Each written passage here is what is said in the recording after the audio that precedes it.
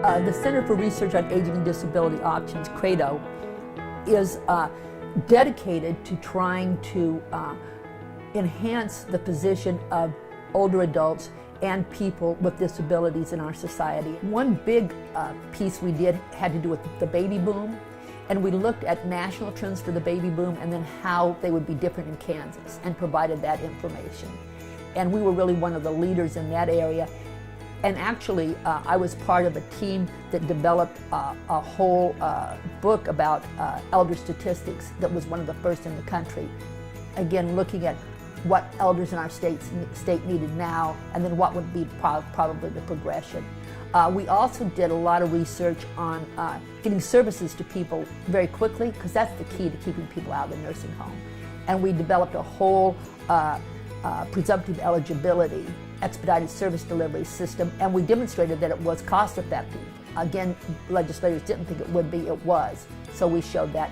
The other thing that's really been at the heart of my pioneering work has been to increase the opportunities for people to stay in the community rather than being institutionalized.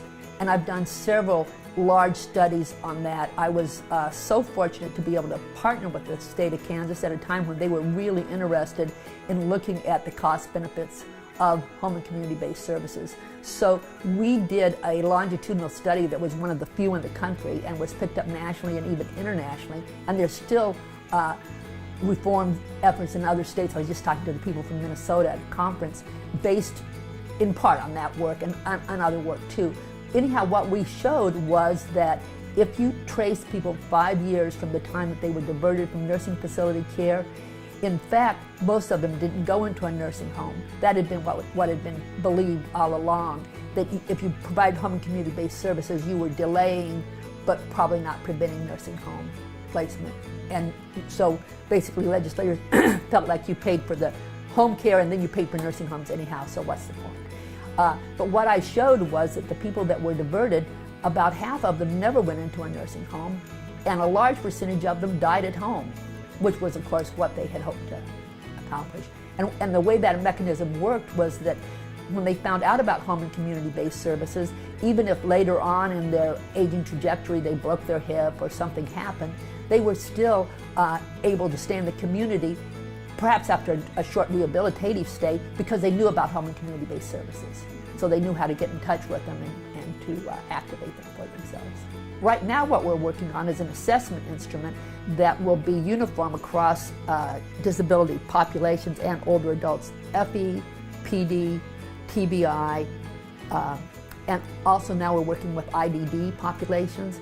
And what the intent there is to have information that's not, it's not just the same information on everybody, because of course these different populations, you need different information on them, but there's a core that's the same, like their activities of daily living, do they have cognitive problems, do they have behavior problems.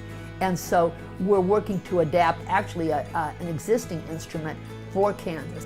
What the ultimate goal there is to have outcome data so that you could actually see longitudinally what happens with people with certain profiles as time passes, given treatment in certain kinds of arenas. For instance, one managed care organization to another, we could look at that.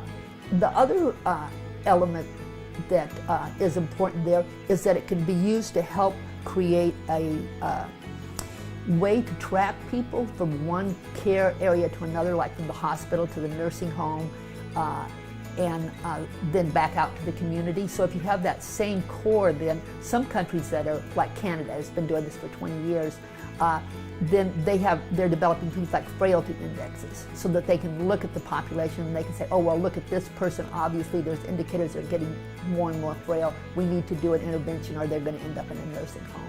So it's a fabulous, fabulous kind of basic data that the United States lacks. And of course, doing it in Kansas is just one tiny piece of it, but still, as more states begin to do it, I'm hoping that that vision may catch on nationally.